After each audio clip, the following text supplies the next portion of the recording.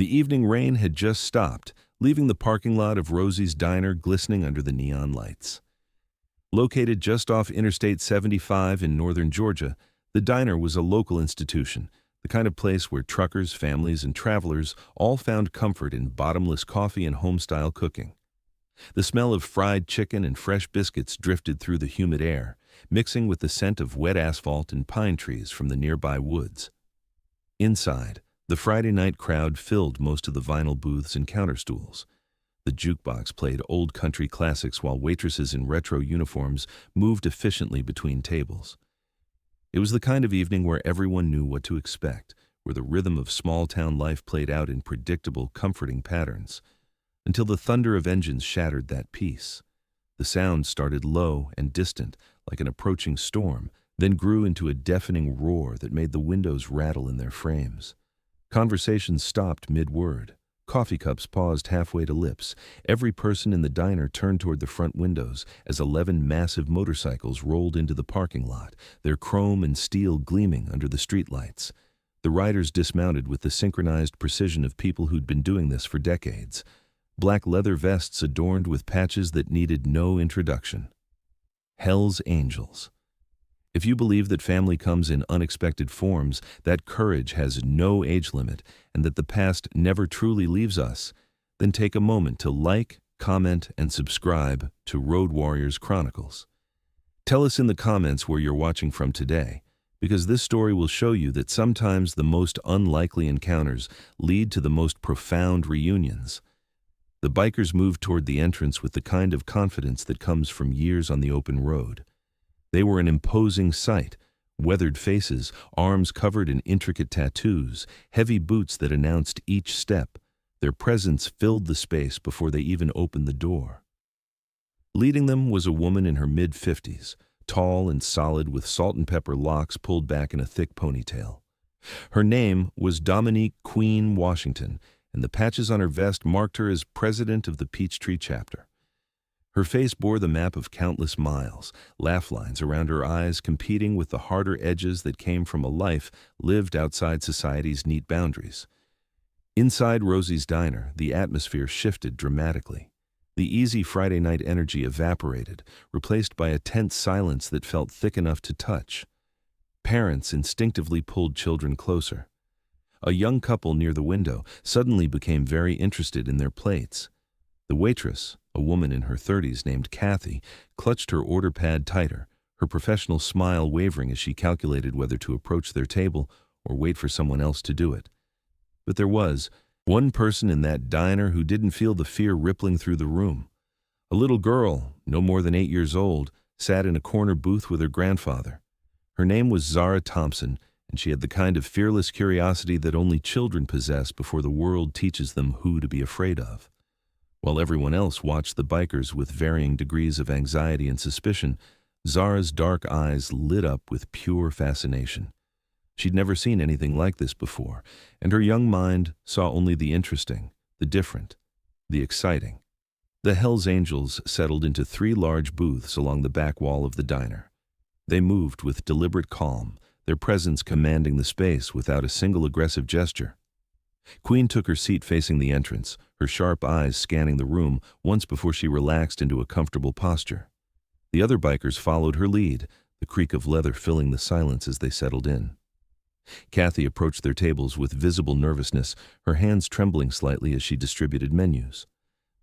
"Welcome to Rosie's," she managed, her voice professional despite the anxiety clear in her posture. "Can I start you folks off with something to drink?" Queen looked up at her, and her expression softened into something almost gentle. "Sweet tea for me, darling," she said, her voice carrying a warm southern accent that seemed at odds with her intimidating appearance. "And whatever pie you made fresh today. We've been riding since dawn." The other bikers placed similar orders, their voices polite, their manners surprisingly courteous. As Kathy hurried away to fill their orders, the tension in the diner remained thick, but it had shifted slightly. These people weren't causing trouble. They were just tired travelers looking for a meal and a moment's rest. That's when Zara made her move. Before her grandfather could stop her, the little girl slid out of the booth and walked directly toward the table where Queen sat. Her grandfather, Marcus Thompson, reached out with a gasp of alarm, his hand grasping at air as Zara moved too quickly, too determinedly. He half rose from his seat, panic flooding his weathered face as he watched his granddaughter approach a group of people who represented everything he'd spent his life trying to protect his family from. Zara walked right up to Queen's table, her small frame barely reaching the edge. The other bikers noticed her immediately, their conversations dying as they watched this fearless child approach. Queen turned her head, her piercing gaze landing on the girl. For a moment, the entire diner held its breath, the only sound the soft patter of rain starting up again outside. Zara looked up at Queen with bright, intelligent eyes, completely unfazed by the intimidating presence before her. Then, with the innocent boldness only a child could possess, she spoke. "Excuse me, ma'am," Zara said clearly, her voice carrying in the silent diner. "My mama has a tattoo just like yours." The words landed like a grenade in the middle of the room. Queen's expression froze, her dark eyes narrowing as she looked down at the child. The other bikers went completely still, their attention laser-focused on the exchange. Marcus covered his face with his hand, his shoulders sagging. The entire diner seemed to stop breathing.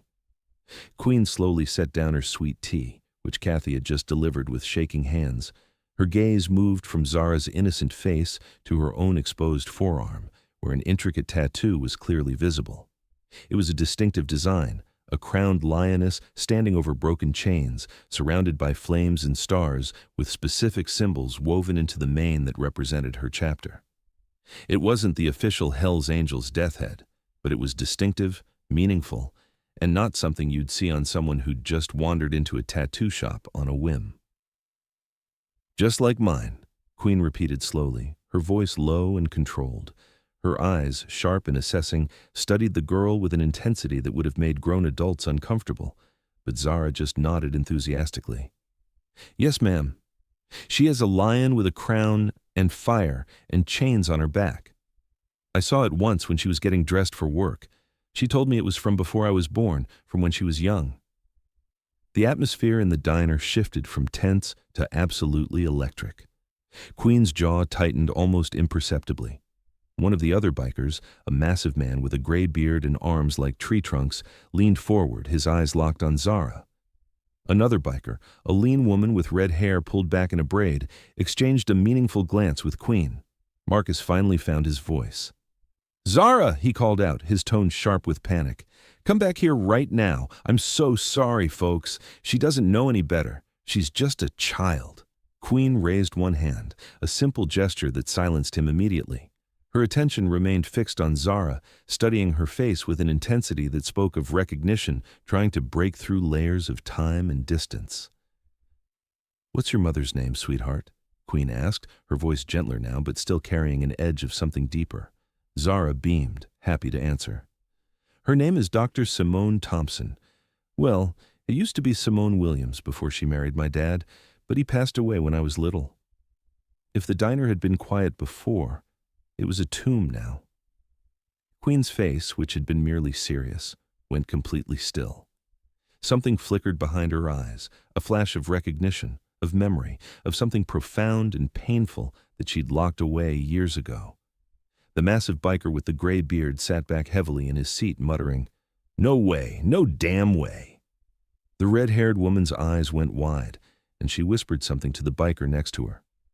"Simone Williams," Queen repeated, and there was something in her voice now that hadn't been there before.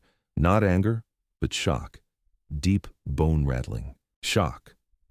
She looked at Zara with new eyes, really seeing her now, studying her features, the shape of her face, her expression. "And where is your mother now?"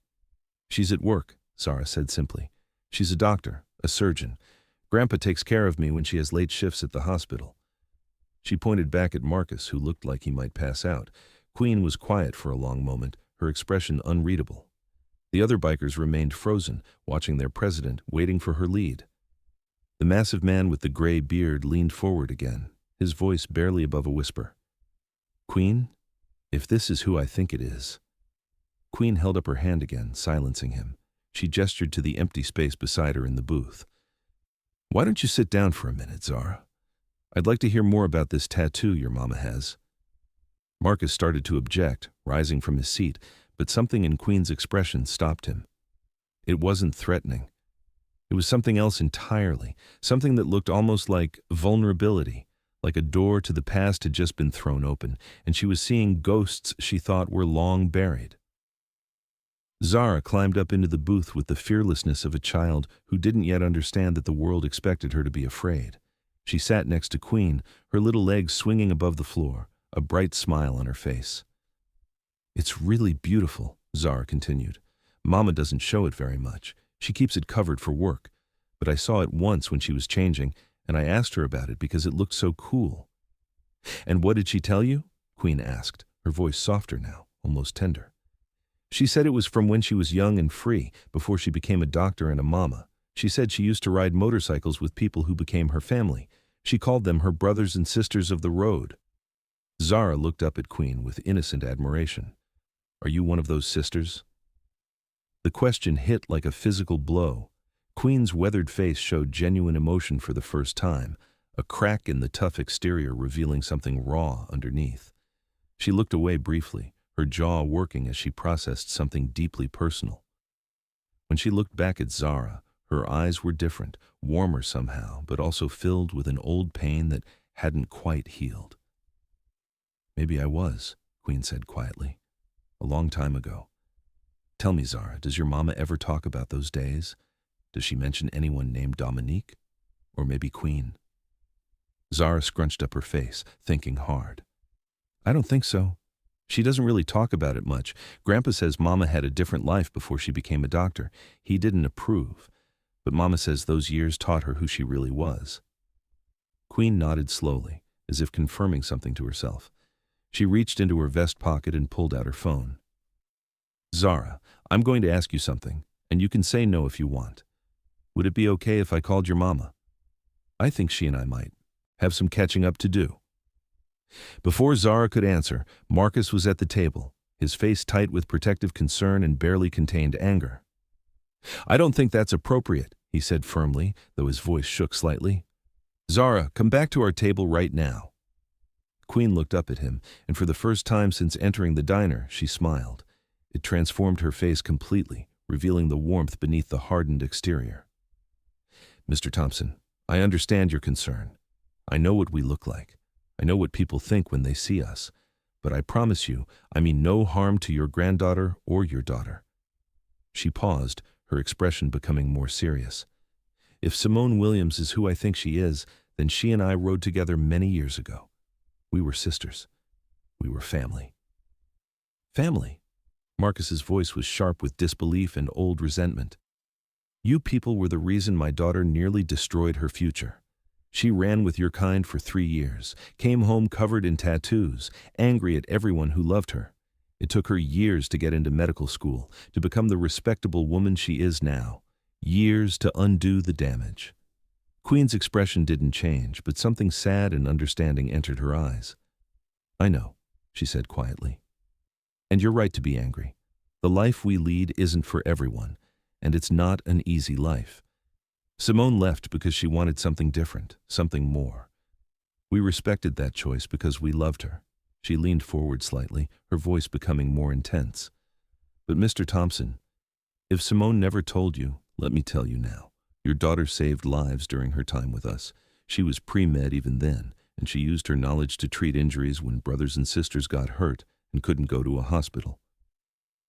She pulled a man from a burning car on the highway, performing CPR until the ambulance arrived.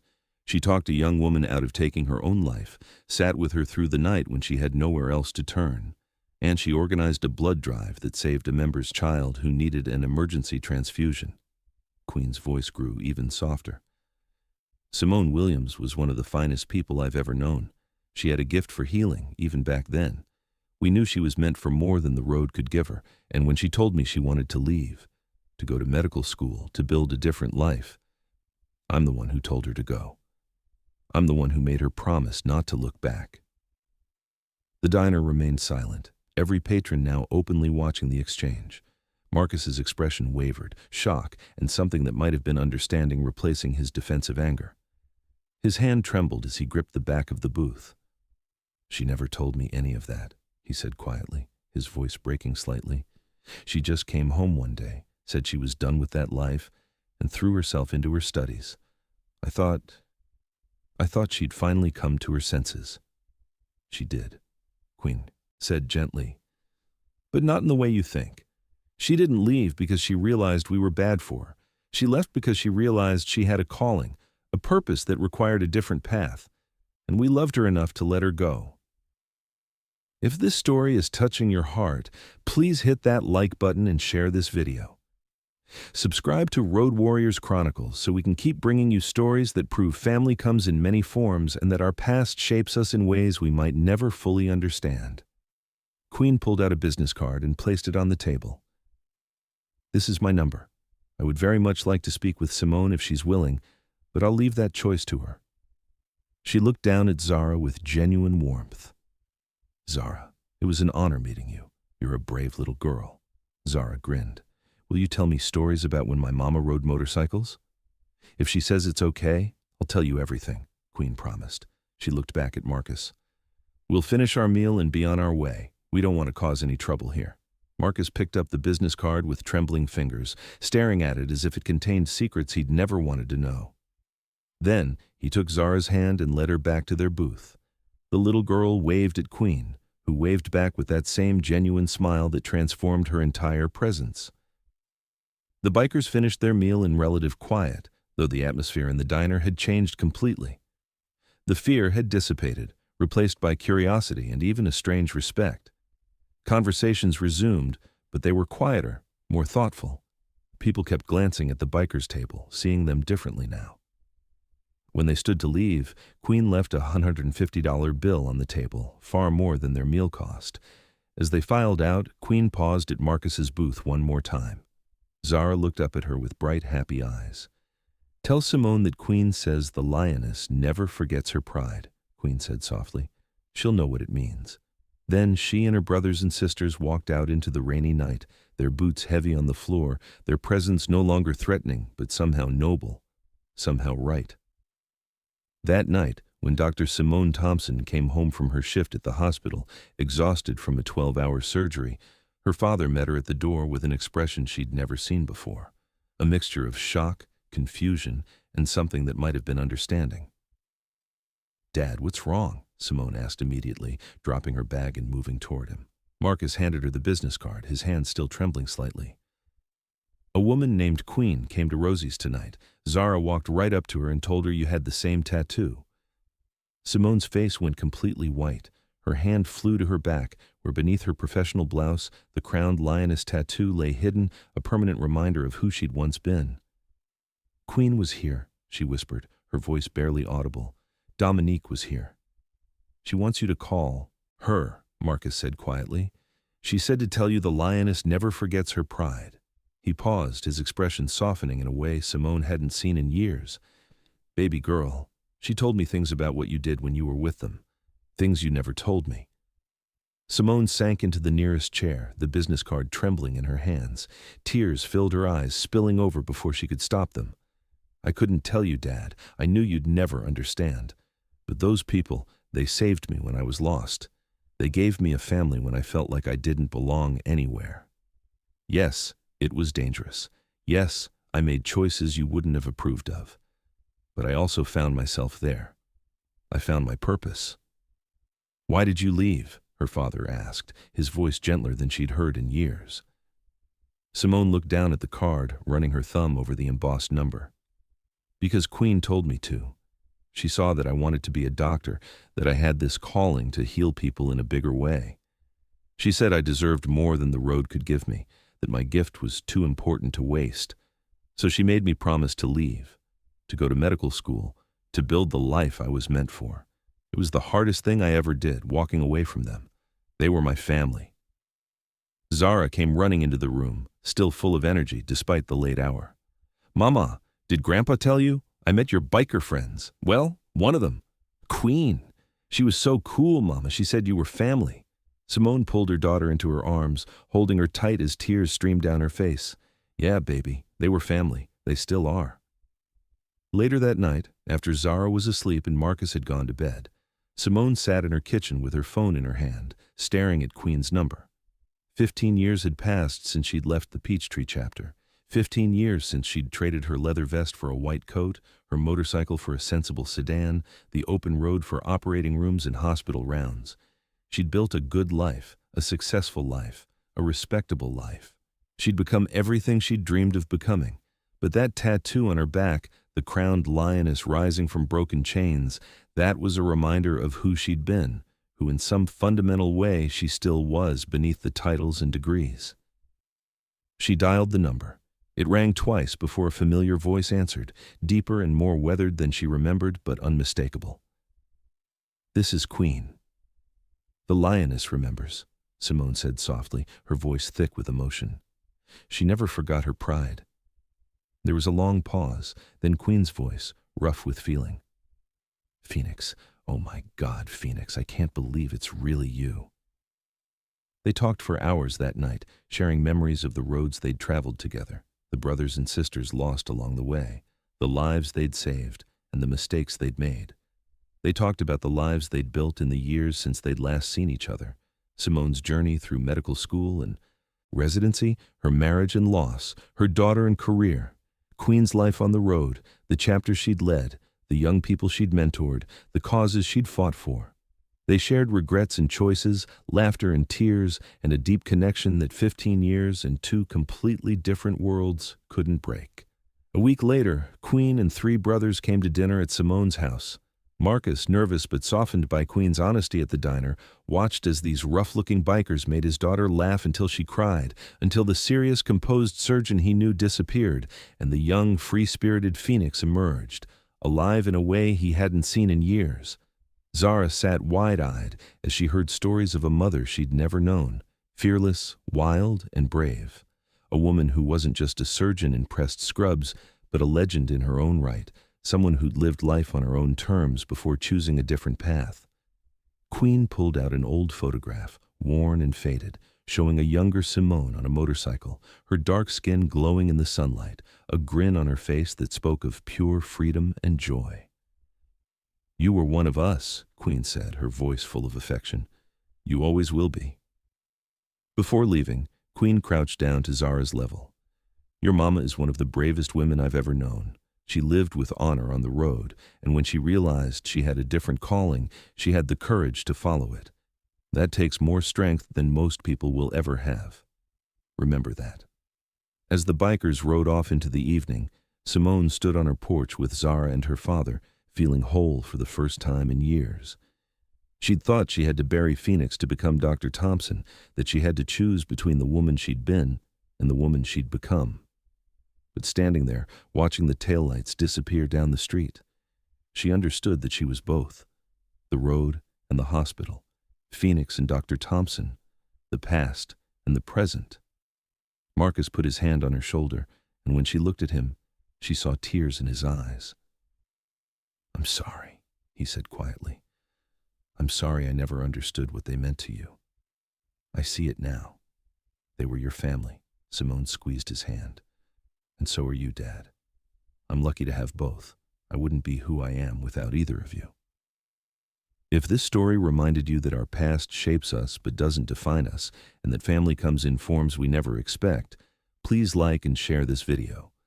Tell us in the comments, have you ever reconnected with someone from your past? How did it change you? Subscribe to Road Warriors Chronicles for more stories that prove we're all more complex and beautiful than we might appear. Sometimes healing comes from the most unexpected places. A tattoo isn't just ink on skin. It's a reminder of who we were, who we are, and who we might become. It's a map of our journey, proof that we can honor our past while building our future. Thank you for watching. Share this with someone who needs to. Remember that their past is part of their strength, not their shame.